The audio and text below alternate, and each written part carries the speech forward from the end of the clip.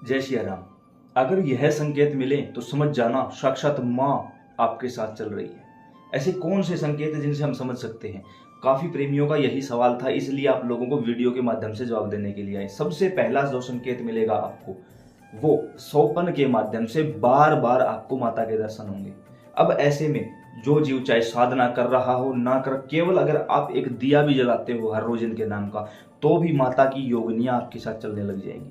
अब काफी लोगों ने ये भी पूछा कि क्या साक्षात माता शरीर पर? ना भाई, कोई देवी देवता शरीर पर नहीं आता। उनके जो दूत गण योगनियां होती हैं वो आती हैं, और वो भी शरीर पर नहीं आती, अपनी केवल ऊर्जा मात्र डालती है हमारे ऊपर। जितना हमारा शरीर सहन कर सकता है केवल उतनी ऊर्जा हमको दी जाती है, और मानसिक भाव दिए जाते हैं कि ये व्यक्ति आया है, ये इस परेशानी को लेकर आया है, इसका ये सवाल है और उसको ये जवाब दे दे। बस वो भाव जागृत होता है, उसी को हम देवी देवता का रूप मान लेते हैं। कैसे मान लेते हैं? अब मान के चलो दो राजा हैं, उनकी लड़ाई हुई, एक जीत गया एक हार गया। अब वस्तुतः लड़ाई तो सेना ने लड़ी थी भाई, राजा ने तो कुछ नहीं किया। लेकिन जो जीता है तो राजा का नाम, हारा है तो राजा का नाम। उसी प्रकार आ तो इनके दूत गण योगनियां रही है, लेकिन नाम इन्हीं का माना जाता है। इसी को बोलते हैं देवी देवताओं की सवारी आना, केवल अंश मात्र आता है। तो सबसे पहले सोपन की सिद्धि प्राप्त होगी आपको।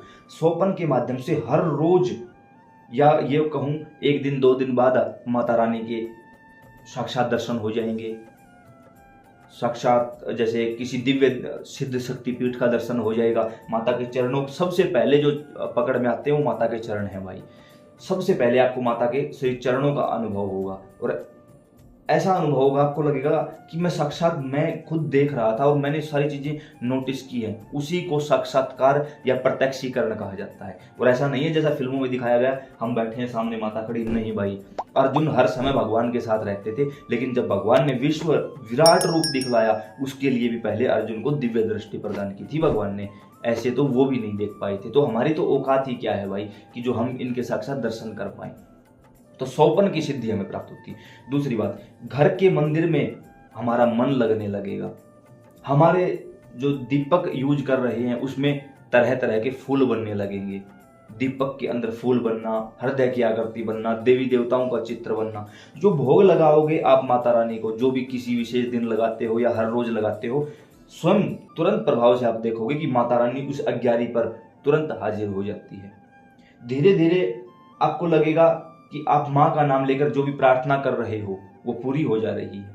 आप सोचोगे यार ऐसा मेरे पास क्या है, कल तक तो मेरी ही कोई सुनने वाला नहीं था, आज दूसरों के लिए बोलता हूँ वो भी सुनवाई हो जाती है, क्योंकि वो बैठी है, वो अपना संकेत दे रही है कि बच्चे तैयार हो जाए इस चीज के लिए। बार बार आपका सिद्ध शक्ति पीठों पर जाने का मन करेगा। जो माता के सिद्ध शक्ति पीठ हैं, जहां जहां भी माता रानी साक्षात रूप में विराजमान है, वहां पर जाने का मन करेगा। क्यों? क्योंकि जब हम सिद्ध शक्ति पीठों पर या सिद्ध पीठों पर जाते हैं, वहां पर उन देवी देवताओं के गण योगनी दूत वीर महावीर पहले से मौजूद होते हैं। जब हम किसी भी शक्ति पीठ पर जाएंगे तो वहां से माता की योगनियां लेकर अपने साथ आएंगे। माँ उस समय हमारे दर्शन कर, ये नहीं कि हम वहां जा रहे हैं हम माँ के दर्शन, ना ना ना, वो हमारे दर्शनों के लिए हमें बुला रही है, और वहां जाकर हम तो उनके दर्शन करेंगे ही करेंगे, वो भी हमारे दर्शन करना चाहती है। ये माँ की दयालुता है, वो अपने बच्चों के दर्शन करना चाहती है। बार बार ऐसा आभास होगा। घर के मंदिर से सुगंधित खुशबू आने लगेगी, जैसे इत्र की, फूलों की, दाएं बाएं की कोई और अच्छी ऐसी खुशबू कि जिससे आपका मन तृप्त हो जाएगा। ज्यादा से ज्यादा आप अपने घर के मंदिर में बैठकर माँ से बातें करते रहो, माँ ऐसे बात थी, आज ये था, आज वो था। देखने वाला समझेगा कि इसका पत्ता हिल चुका, ये पागल हो चुका है। लेकिन भाई ये तो प्रेम की बात है, उधो बंदगी तेरे बस की नहीं है। यहाँ सर दे के होते हैं सौदे, आशिकी इतनी सस्ती नहीं है। वो तो घायल की गति घायल जाने, या तो ये जानती है या फिर सामने वाला जानता है कि हम क्या बात कर रहे हैं और वो क्या सुन रही है, हम उसको क्या बता रहे हैं वो हमसे क्या पूछ रही है। ये तो सिर्फ आपसी बात है, ये किसी तीसरे की नहीं। याद रखना, जब भी किसी देवी देवता की सिद्धि शक्ति सवारी मिलेगी, आभास होगा, प्रत्यक्षीकरण होगा, एकांत में होगा। एकांत में आप खुद महसूस कर सकते हो इस चीज को। जैसे गुरुजनों ने हमें बताया था कि थोड़ा सा दिखावा मत कर, चुपचाप सेवा कर।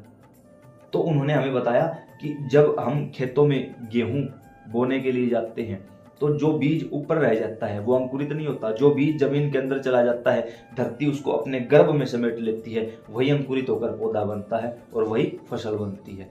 उस दिन समझ लिया था तो चुपचाप भाई बस लग गए फिर उसी काम में। तो ठीक इसी प्रकार आपका भी मन करेगा 1.25 लाख जाप कर लिए, दोबारा फिर कर लेता हूँ, दोबारा और सिर्फ एक ही मंत्र, ये नहीं कि मंत्र बदल के, एक ही मंत्र। अगर किसी प्रकार से आप लोगों मंत्र बदल बदल कर जाप कर रहे हो तो वो भी सिद्धि नहीं है भाई।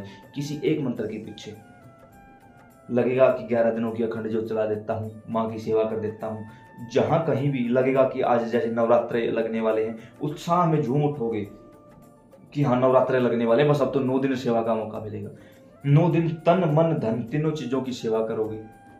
उसके साथ साथ सबसे महत्वपूर्ण जो काम होगा वो होगा महिलाओं के प्रति सम्मान। आप किसी भी महिला को, घर की हो बाहर की हो, जानते हो ना जानते हो, सम्मान की दृष्टि से देखोगे, आदर करोगे, इज्जत करोगे। सोच लेना कि वो इज्जत आदर मान सम्मान आपका नहीं है, क्योंकि हम तो जन्म से ही पापी हैं भाई। हम कैसे सुधर सकते हैं? वो तो उसने सुधार दिया, वो तो उसने करुणा कर दी, कृपा कर दी, अपना ही स्वरूप हमको दे दिया और बताया है कि माँ क्या चीज होती है। आप सब लोगों को समझाने के लिए चीज शब्द प्रयोग किया, बाकी माँ कोई चीज नहीं होती भाई, माफी चाहूंगा। सोपन के माध्यम से आपको ये बताने लगेंगी कि आगे ये सब कुछ होने वाला है। अपने काम को लेकर, व्यापार को लेकर, घर गृहस्थ से संबंधित चीजों को लेकर आपको ये करना है, ये नहीं करना। होते ना कुछ डूज एंड डोंट्स, तो माँ पहले से इंडिकेट कर देती है कि ये करना है और ये नहीं करना है।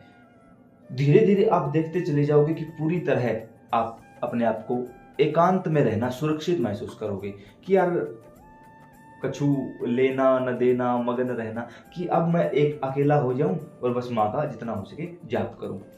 और इसका प्रत्यक्ष उदाहरण बताऊं आप लोगों को, जो लोग यहां तक बिना स्किप किए या बिना स्पीड में देखे पूरी ईमानदारी के साथ इस वीडियो को यहां तक देखते हुए आए हैं, उनके ऊपर भी इस समय माता की कृपा है।